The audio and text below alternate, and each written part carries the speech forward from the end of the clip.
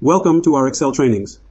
To remove duplicate values in Microsoft Excel, we can use the Remove Optic Edge feature in the data menu, Turkish version of the Remove Renewed feature. For example, in the table we have, the Remove Optic Edge feature can be used to reduce the name of each representative to a single one by removing duplicate values from our sales representatives. Look, here's what we do. I chose the base tool. After selecting column B, I come to the line. I can right-click and copy-paste from here. But let me do a different method. I'm coming to the line. After coming to the line, I press the right button. I hold down the right button, move it to the H column, for example, and release the right button. In the window that opens from the Move Here and Copy Here options, we select the Move Here, Copy Here feature as copy. So we copy the same values here.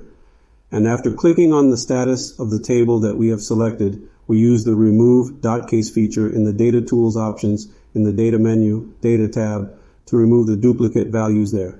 Let's click on this. It automatically selects the values here. And if there is a header in this column, for example here, you can select the My Data has headers here. That is, it contains a header. The data contains a header option. We will remove the delegates done repetition. When you press OK, you can see that out of 1327 repeated values, there are 10 unique non-repeating values left. It is a very nice feature. It is a very nice method to use, especially in functions such as add house, countif, sumif. Similarly, see, I select the company top. After I get the value here, I press the right button, press and hold it, bring it to, for example, J, and copy it here by saying copy here. When you click inside the table and select the Remove Dublicate feature and press OK, there are 9 unique values left out of 1328 values. That is 9 in total. You will see that our company name remains. This is a nice feature, guys. If you type the name Ali Oskanli incorrectly, it will appear here as Ali Oskanli or Oskanli. If you left a space, it will appear here. From here, the values are again used to find errors. The Remote Optics feature is a feature we use repeating values in lists.